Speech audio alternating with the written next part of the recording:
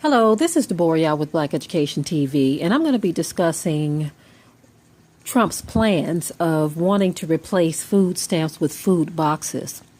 It kind of reminds me of what I remember as a child, where they had this program called Focus Hope, where poor people would be able to go and get boxes of food, and most of the time it was in a white label can or a white label box or something like that, no name brand or anything like that, and they called it government food pretty much. And for the most part, this food was, knowing what I know now, it was horrible, okay? As a kid, I didn't think so because I was hungry, and so whatever was put before me, that's what I ate. But many times, my husband and I, we will recall, he tells me stories of how his family would get the meat in the can, and we did the same thing. And I remember as a skinny little poor kid, really enjoying that meat in a can over rice, right? But as we grew older, it no longer tasted like anything that should be eaten by humans. And when my husband told me how their dog refused to eat it one day, and it was at that point that his mother said, you know what, if our dog isn't eating this, we're not going to eat it either, you know? And so when I think of what Trump is proposing here, he's saying that he wants to replace food stamps with food boxes. And they claim that it's to save money, to cut the budget back a bit. But what I see this as, this is a targeted way of getting you to eat what they want. And whoever packages it is going to be a government issued or a government sponsored packing company, no doubt. You're pretty much going to have to eat what they tell you to eat, you see. So essentially what it sounds like is the free ride gravy train is over. Now, it isn't over till the fat lady sings. That's an old saying that we hear from time to time. But you see what they have on the table. This is what they are discussing right now. And if this is what they are discussing, is probably something that is going to come into fruition. Now, we don't know that for sure, but my thinking is this. To all of those under the sound of my voice, if you are someone who is getting food stamps, this is not the time to sit back and twiddle your thumbs and say, well, we'll just see what happens. Hopefully he won't do this. This is the time to make some decisions and say, either I'm going to eat this box of stuff that they're handing around, or I'm going to take control over what my family consumes. Now, whenever I talk about things such as this, I'll see in the comment section where some of you are a little frustrated and you're saying, well, what if you live in an apartment? What if this? What if that? What if you don't have the space to grow food? You hear a number of different things, and I can certainly respect your concerns. But as my word of encouragement to you, this is what I have to say. I have to keep it real, family. I love watching gardening videos. I love watching self-sustaining videos, tiny home videos, any video that is dealing with a person making drastic life changes to better their family situation. Building makeshift items, using your ingenuity to come up with something different than something that you have to buy off of a shelf. You make it yourself. Right now, we're in the process of building a greenhouse using pallet racks. So we are repurposing something that we got dirt cheap to make and build a greenhouse so that it can be a lot more sturdy than what we've had for years. We had a hoop style, which that's fine. But we wanted something that was going to be better suited for our family, something that will stand for many years to come. That being said, as I look at garden videos and building videos and off-grid videos and all these different things, I see that there are a lot of people who are in tune with what they need to do for their family.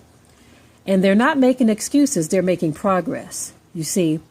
Now, among those videos, I see one really caught my eye, and I was really impressed, and I was very proud of these two young men. There's a young man 22 years old, and a friend of his, 28 years old. I don't know if they're brothers or cousins or whatever they favor, but that didn't come up in the video as they were speaking. They could be best friends. I don't know. But they look like your typical young black males. Most people would see them. They have locks in their hair. And a lot of people would automatically judge them and say that, oh, look at those thugs. Well, let me tell you about these two young men. These two young men are down, I believe they're in Alabama. Don't quote me on that because I'm going to revisit that video again. I like to revisit those things and try to see progress, see if I can find more information on them and what they're doing. But these young men have decided they're going to become farmers. And they are certified farmers. They made sure to let us know that they took some classes and that they have their certification. And these young men that most people would count out as nothing, as thugs, they just went in the area that they're in and they got use of some fields or some parcels, some small parcels in the city. Because when the person who was interviewing them asked them if they had a farm, or if they had land, they were like, well, no, but we got 3 parcels that we're working on right now. We want to get up to 20. In any city, just about, you can find city-owned properties that you can get permission to use to do community gardens. Or you can get them dirt cheap. They will sell them to you. What these young men did, instead of saying, well, no, I don't have land, so I guess I can't do anything, they said, well, we're going to make a way to grow what we want to grow and to do what we have to do. And so they took the initiative to get use of some lots within their community to grow their own food. And they have a very clear vision. And I like how they articulated that the best way they could on video. They talk about what they've already done and what their goals are. They said right now we have 3 lots, but we want to get up to 20. And they said on this one we want to grow this particular crop. On that one we want to grow that particular crop, and so on and so on and so on. And then there's other initiatives too around the country, like even in Detroit, there are community gardens going up.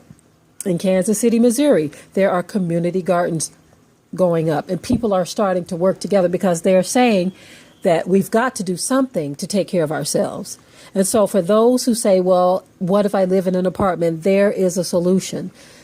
I think we all have to come out of our comfort zone now and say, well, maybe I am shy. Maybe I don't want to get out and start something. Maybe I'm not a go-getter, but I think it's time that I take on one of those qualities.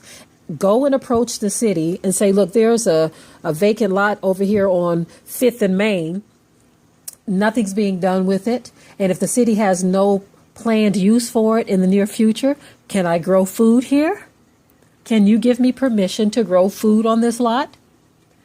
Because family, it is about to get real. For some, it is already real. It's already gotten real. And many of you say, well, you all keep saying that. This person keeps saying that. That person keeps saying that. But as we are saying it, they are chipping away more and more at your liberty and your freedom and your free ride. They're chipping away at it.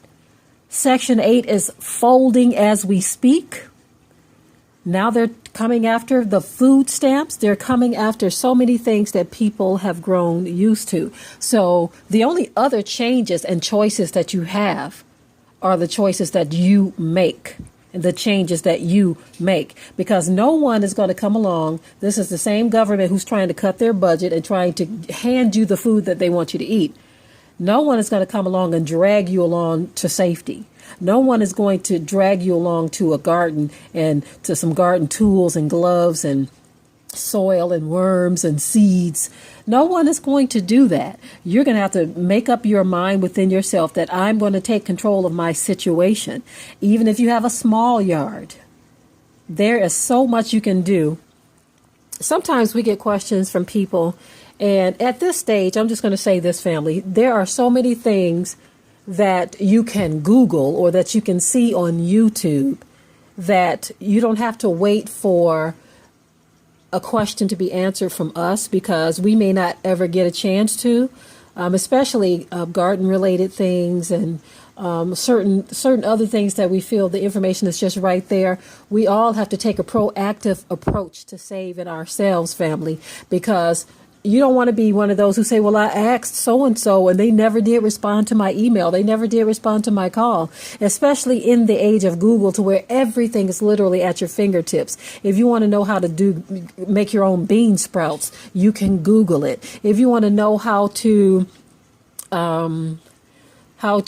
fertilize your soil, what to fertilize it with, how to start a worm farm, how to get your worms to produce worm castings. If you want to learn how to do any of this, how to build a rocket stove, it is at your fingertips. There's a search engine called Google that will literally pull up thousands of choices for you. There's a video station or channel called YouTube where you can key it in and voila, it is there. If you need to know how to do just about anything, YouTube and Google are the places to go. And so we are without excuse, family. When you look at the proposed changes that this government is trying to make, you have to roll with the punches and go with the flow. No longer do we have the options and choices to sit idly back and wait for someone else to pull us along to safety. Too many people have become dependent on others to take care of and supply their needs. Now, what's sad is this. A lot of people aren't going to do anything about this information. They're going to sit back and hope that this is just going to blow over. And it just might blow over for a minute. But at some point, what if they do say, well, no more food stamps. We're just going to provide you the boxes of food based on your family size. What if they do decide to do just that, family? Either you're going to eat that food, in which I'm pretty sure is not going to be healthy for you, or you're going to have to get out there and learn how to grow your own food and drop the excuses of not having enough space, not knowing what to do in the age of Google, not having any land to do it in the age where your city will allow you to use a vacant lot as a community garden. So many options out here. Time is running out. No time for the foolishness. No time to sit back and figure out what to do, in which many people are going to take to the internet and complain. And the first thing they like to do when these kind of things happen, the news media, they love to go to black neighborhoods and ask them what are their thoughts on the proposed changes to the food stamp budget. They love to shove the camera in our people's faces because they know that they're going to get some person who's going to talk out of the side of their neck as if it's the end of the world for them and their family, so that they can publicize it to get all of these laughs from the people around the world, just so that they can show how our people, I hate to say it, how ignorant we can sound at times. That's what they're trying to do. And I'm not trying to be insulting in saying that, family. I'm just trying to give you their mindset, because many of you refuse to understand and listen to what we are saying. They like to show our ignorance, that we're ignorant. Notice the base word of ignorance is to ignore. They like to show the world that we ignore obvious signs of what is happening in this world. It's almost as if we are 10 years behind in everything, or more, 10 years or more. Okay, family, enough with the complaining.